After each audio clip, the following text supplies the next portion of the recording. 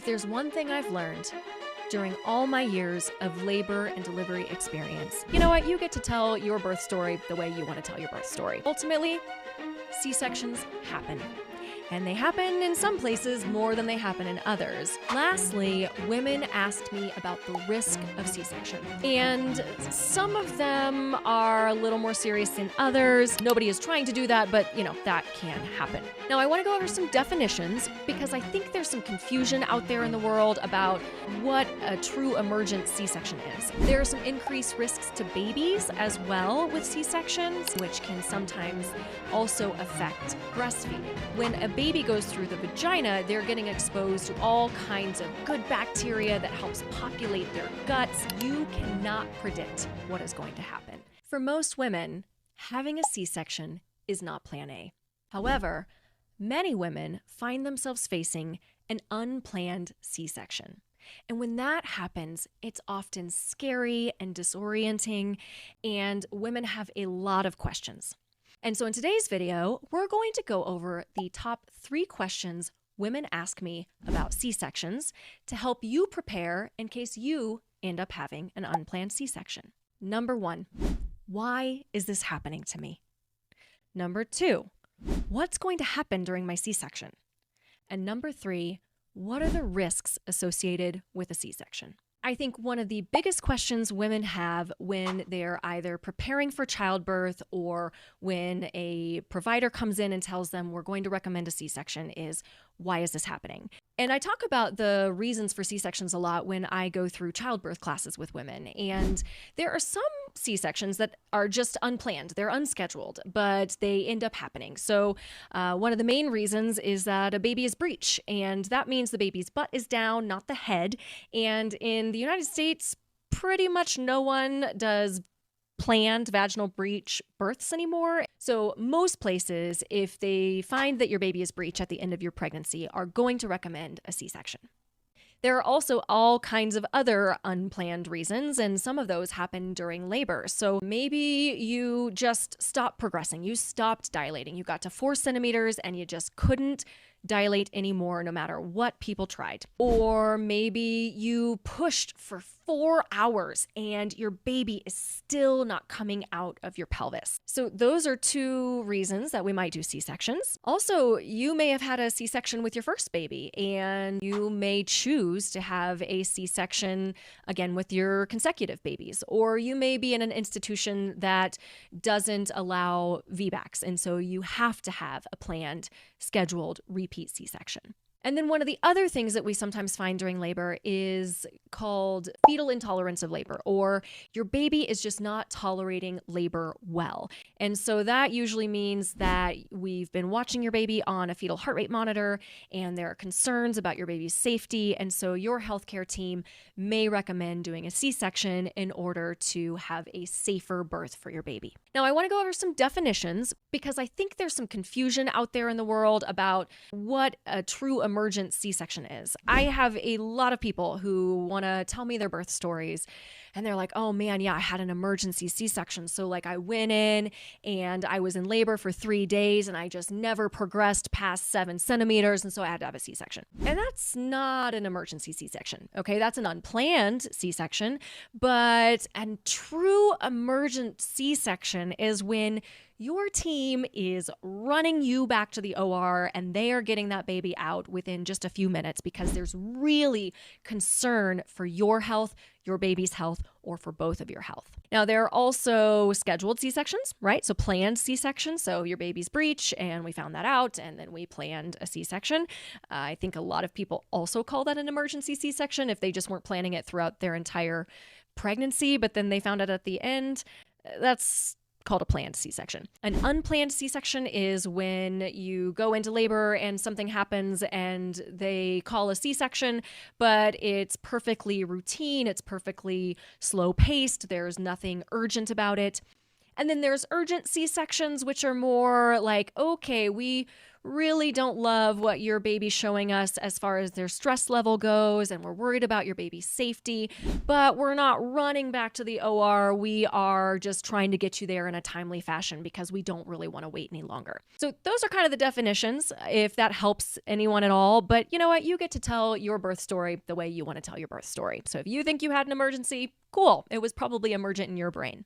The second question people ask me when I tell them they're going to have a C-section is, okay, so what's going to happen? So let's talk about the procedure itself. C-sections typically take about an hour once you get into the OR. And depending on what you already have going on, they may need to give you some pain medication.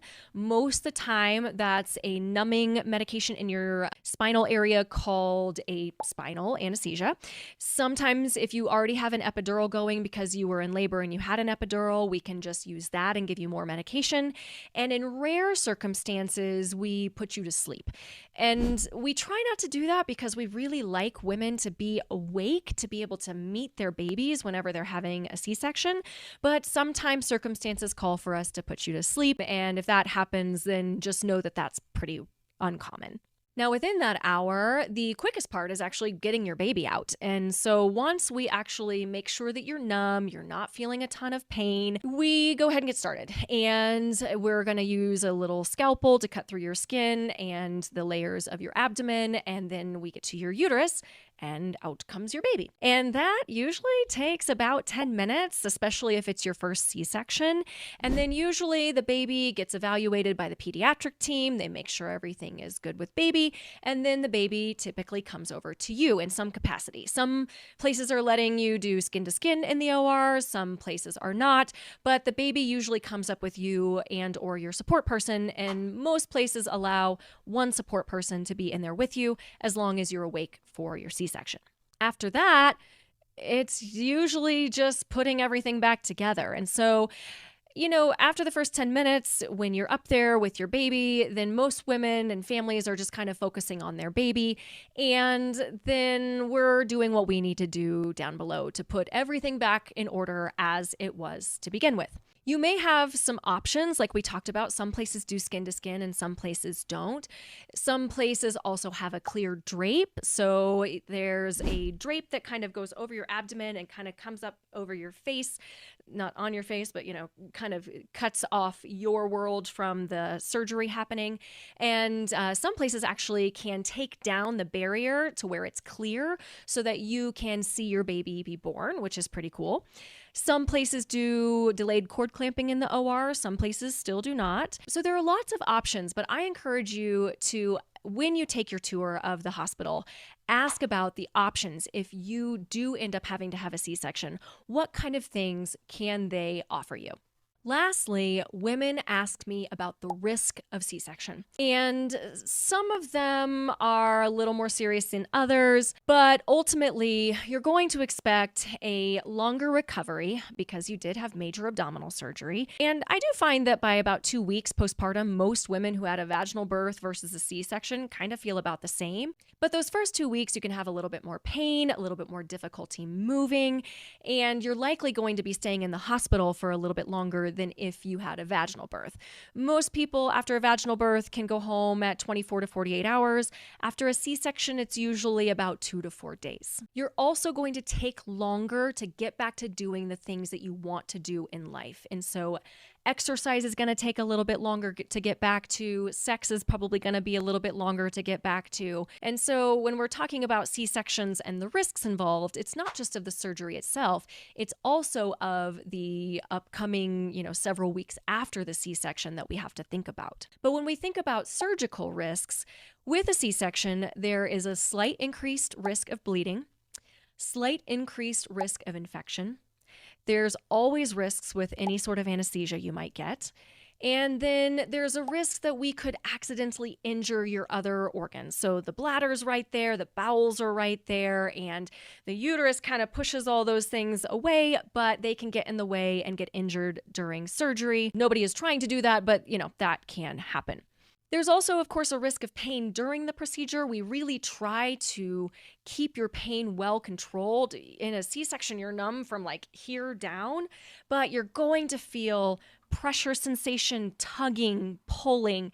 You can feel nauseated. There are lots of sensations that you might feel during the procedure itself, but ultimately your pain should be manageable. And if not, then that might be one of the reasons that an anesthesiologist would actually put you to sleep.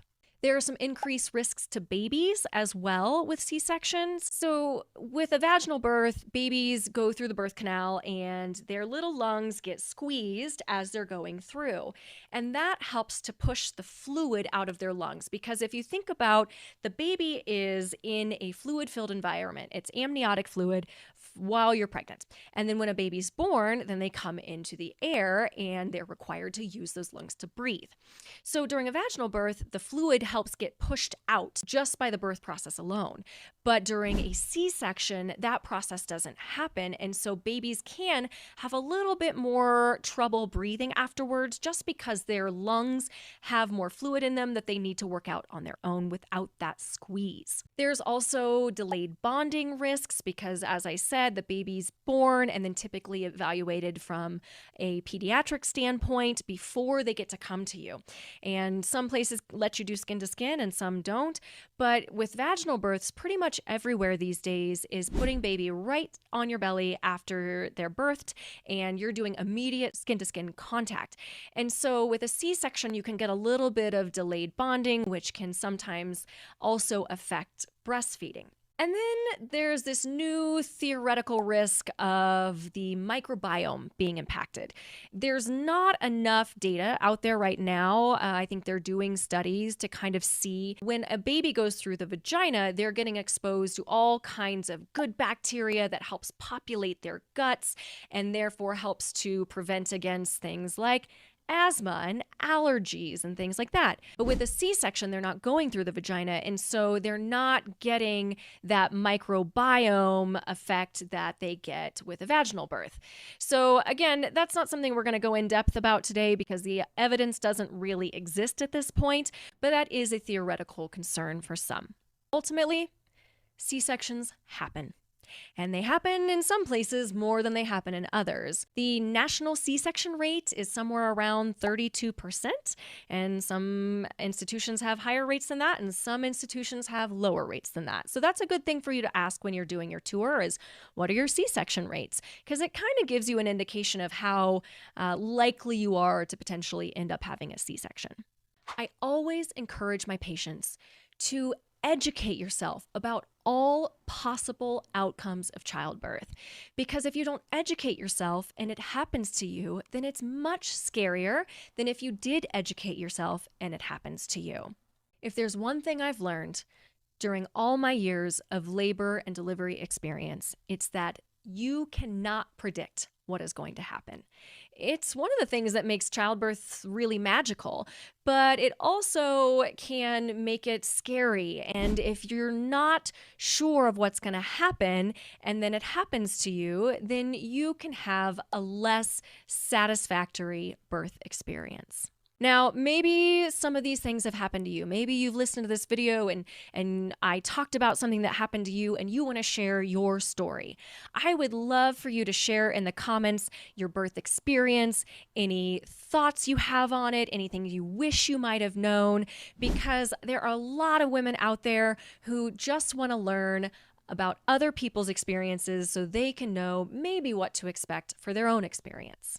And like I said at the beginning of this video, you're probably not planning on a C-section, at least most of you aren't. And so if you're one of those that wants to know your pain management options during labor, I encourage you to check out this video. Stay healthy, everybody.